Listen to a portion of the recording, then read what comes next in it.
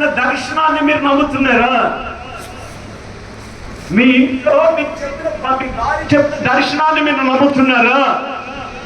మీ ఇంట్లో మీ భర్త చెప్పిన దర్శనాన్ని మీరు నమ్ముతున్నారా? సంఘంలో ఉన్నటువంటి ప్రార్థన జీవితంతో కట్టబడిన వారు నీ గురించి దేవుడు బయలుపరిచిందని చెప్పినప్పుడు నువ్వు నమ్ముతున్నావా? హల్లెలూయా! విశ్వసిస్తున్నావా? హల్లెలూయా! దేవుని సన్నిధిలో దేవుని గురించి చెప్పవలసిన మాట, దేవుడు బయలుపరిచినటువంటి మాట నీతో చెప్పినప్పుడు నువ్వు వినాలి. హల్లెలూయా! ఏం చేయాలి? వినాలి. చిన్నది విన్నది వెంటనే ఎట్లా విన్నా తెలుసా? పలానా ప్రవక్తున్నాడు, ఆయన కార్యం చేస్తాడు, నేను ఈ విధమైన బలహీనతతో ఉన్న వారికి నా బాధ, ఆ బాధను నేను చూస్తున్నాను కాబట్టి, నేను అనుభవించిన బాధ ఒకటి ఉంది కాబట్టి, నా కళ్ళతో దేవుడు ఆ ప్రవక్త ద్వారా బాగు చేయడం చూశాను కాబట్టి నాకు ప్రయోజనమైంది కాబట్టి నేను ఇతరులకు ఏం చేయాలి? ఏం చేయాలి? ఏం చేయాలి? చెప్పాలి. ఏం చేయాలి? శుభవార్త ప్రకటన చేయాలి. వాళ్ళు కూడా ప్రయోజనకరంగా ఉండాలి. ఆమేన్. హల్లెలూయా! దేవుడు ఇక్కడ ఉన్న వాళ్ళందరినీ ఎందుకు ప్రయోజకులుగా చేయబోతున్నాడో తెలుసా? ఇతరులు మీరు మండించబోతున్నారు, ఇతరులు ప్రయోజకులుగా చేయబోతున్నారు. మీరు ఫస్ట్ మీరు ప్రయోజకులుగా ఉండబోతున్నారు. హల్లెలూయా! మీరు ఆశీర్వదించబడిన జనముగా ఉండబోతున్నారు. ఆమేన్. నువ్వు ఆశీర్వదించబడిన జనంగా ఉండబోతున్నావు. ఆమేన్. నన్ను దేవుడు ప్రయోజకురాలుగా చేయబోతున్నాడు. దేవుడు నన్ను ప్రయోజకుడుగా చేయబోతున్నాడు. చెప్పుకోండి, ఒకరి పక్కన ఎదురు చెప్పండి, చేయగలపండి. మీరు విశ్వసిస్తే దేవుడు మీకు కార్యం చేయబోతున్నాడు. ఆమేన్. మీరు నమ్మితే దేవుడు కార్యం చేయబోతున్నాడు. హల్లెలూయా! హల్లెలూయా! మీరు బలహీనతతో ఉన్నారు, అప్పులతో ఉన్నారు, అనారోగ్యాలతో ఉన్నారు, ఏదన్నా కావాలనుకుంటున్నారో ఆ విషయంలో దేవుడు మిమ్మల్ని హెచ్చించబోతూ ఉన్నాడు. దేవుడు మీకున్నటువంటి వాటన్నిటినీ దేవుడు తీసివేసి మిమ్మల్ని సమకూర్చి మిమ్మల్ని ప్రయోజకులుగా చేయబోతున్నాడు. ఆమేన్. హల్లెలూయా! చిన్నదాని మాట విని వెళ్ళారు. ఎవరి దగ్గరికి వెళ్ళారు? ఎవరి దగ్గరికి వెళ్ళారు? ఎలీషా గారి దగ్గరికి వెళ్ళారు. ఆమేన్. ఎలీషా దగ్గరికి వెళ్ళాడు. హల్లెలూయా! మీరు అందరూ బైబిల్ చదువుతారా? బైబిల్ చదివితే ఈ 2వ రాజులు 5వ అధ్యాయంలో మొదటి నుంచి ఉంటుంది. అదంతా క్లుప్తంగా మీరు చదవండి, ఇప్పుడు చదవద్దు. ఆమేన్. అక్కడ ఉంది ఈ మాటలు.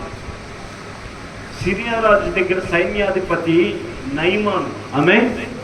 ఆ వ్యక్తికి ఏమొచ్చింది? ఎవరు బాగు చేయలేనటువంటి కుష్టి వ్యాధి. మీకు వచ్చిన రోగాలు కూడా అటువంటి వ్యాధులేనా? నా కుష్టి వ్యాధి కాదే అనకండి. ఆమేన్.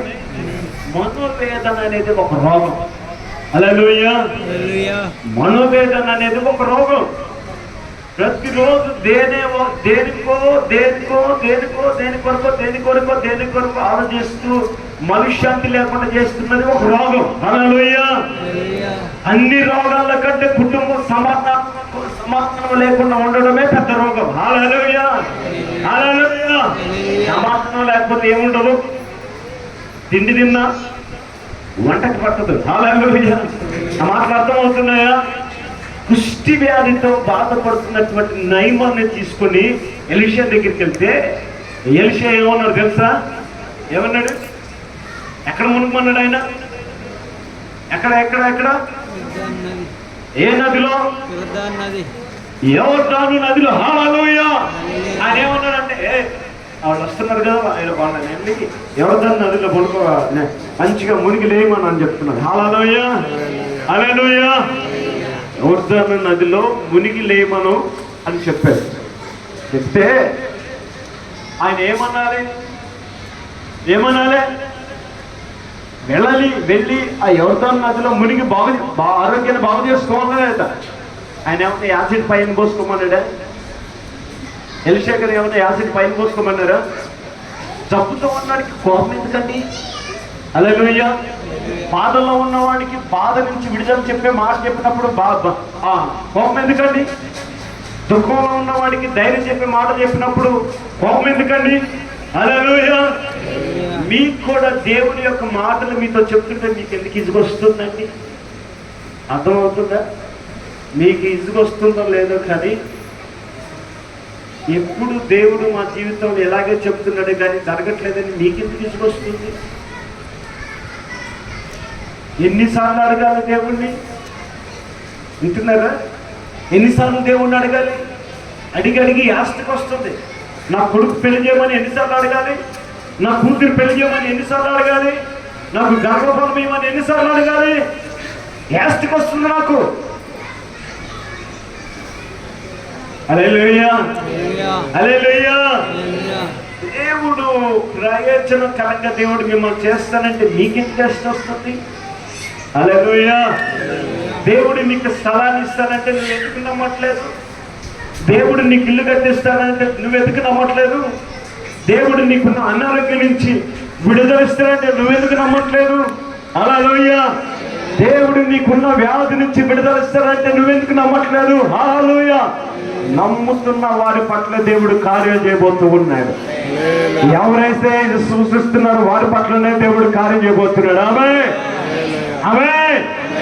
అయితే నయమాన్తో దేవుడు చెప్పిన ఎలీషా ప్రవక్త చెప్పిన మాట ఏంటో తెలుసా? యోర్దాను నదిలో వెళ్ళి మునుకో, నీకున్న రోగం పోతుందని చెప్పినప్పుడు నేను వెళ్ళి ఏంటి యోర్దాను నదిలో మునిగేది?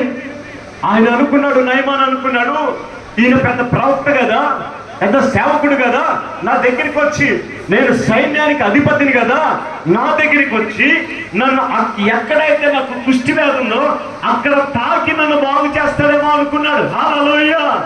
అట్లా ఇట్లా చేయబట్టి కదిలించి నన్ను ముట్టుకొని ఆడ ఎక్కడైతే నాకు బలహీనత ఉందో, ఎక్కడైతే రోగం ఉందో అక్కడ నన్ను తాకుతాడేమో, నేను బాగైపోతానేమో అనుకున్నాడు.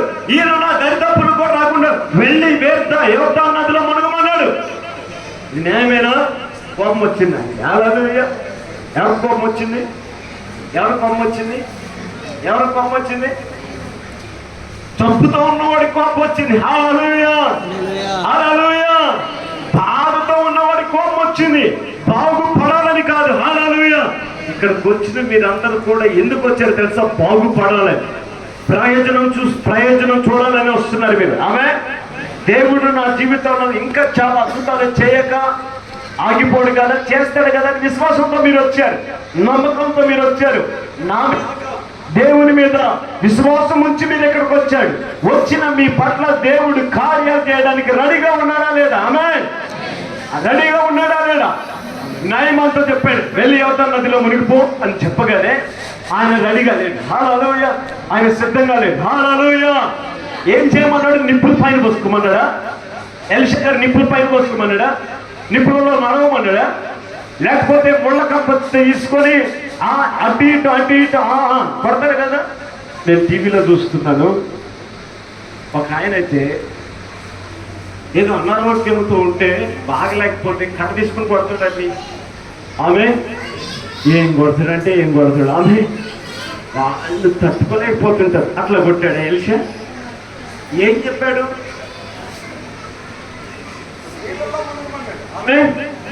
నీళ్ళలోనే మునుగమన్నాడు. హల్లెలూయా. మీరు కూడా ప్రయాసపడుతూనే ఉన్నారు. ప్రయాసపడుతున్న ప్రయాసముతో భారం మోస్తున్నటువంటి సమస్త జనులారా, ప్రయాసపడి భారం వహించిన సమస్త జనులుగా నా దగ్గరికి రండి, నేను మీకు విశ్రాంతిని ఇస్తానంటే ఎవరు నమ్మట్లేదు. మీరు నమ్మారు కాబట్టి ఇక్కడికి వచ్చారు. ఆమె మీరు నమ్మారు కాబట్టి ఇక్కడికి వచ్చారు. అమ్మయ్య అనండి. అమ్మయ్య అన్నారా లేదా? అంటే ఏం పోతుంది? అనలేరు.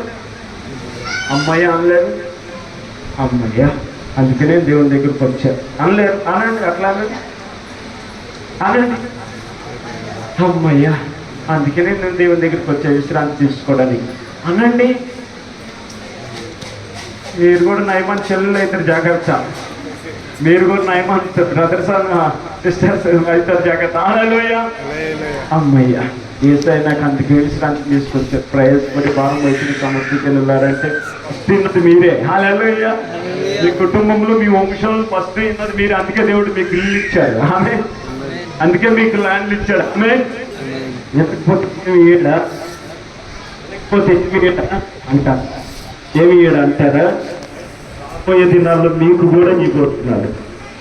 అవే మీ చదివిన చదువుకే జాబు. హల్లెలూయా. మీరు ఎంత విశ్వాసం ఉంచుతారో అంత అభివృద్ధి పడుతుంటారు. పెద్ద పెద్ద డాక్టర్ చదువులు ఏం చదవాల్సిన అవసరం లేదు. దేవుని మాట వింటే చాలు మీరు ఆశీర్వాదం చూస్తారు అంతే. హల్లెలూయా, హల్లెలూయా. దేవుని మాట వింటే మీరు ఆశీర్వాదం చూస్తారు. ఆమె ఆమె ఆమె. ఈ నయమానికి ఏమొచ్చింది? కుష్టి వ్యాధి వచ్చింది. కుష్టి వ్యాధి వచ్చిన వాడికి నీళ్ళల్లో మునిగినప్పుడు అది పోతుంది కదా అని ఆ చిన్నది చెప్పినప్పుడు విశ్వసించి పోవాలా లేదా? చెప్పిన కాదు గుర్రం తిప్పండి, రథం తిప్పండి అని వెనక్కి తిరిగాడు మనోడు. హల్లెలూయా. ఏదన్నా ప్రార్థనకి వెళ్తే చాలు అక్కడ కుర్చీ అయిపోతే కలుగు ఎల్లుడే. ఎక్కడికన్నా ప్రార్థనకి వెళ్తే ఛాయ్ అయిపోతే అలుగు ఎల్లుడే, వెనక్కి పరిగెచ్చుడే. ఉంటున్నారా? ఇంట్లో గెలవలేదని బాధ. ప్రార్థనకు పోయింది మనం ఎక్కడికి? ప్రార్థన కుటుంబానికి ప్రార్థనకి వెళ్ళినప్పుడు అక్కడ కుర్చీ వేసి నీకు అన్నీ వేసి అరేంజ్ చేసి పెడతారు, చాపేస్తారు, అన్ని శుభ్రం చేస్తారు. కుటుంబ ప్రార్థనలో అందరినీ పంచుతారు. ప్రత్యేకంగా నేను పేరు పెట్టి పిలవాలా, అక్కడ కూర్చోక ఇప్పుడు వచ్చిన ఒక్క టైం ఉంటే పిలిస్తే మాట్లాడతారు, లేకపోతే లేదు. హల్లెలూయా. మాట్లాడలేదే. చూడు ఎంత దూరం పోతున్నాయి ఆశీర్వాదాలు.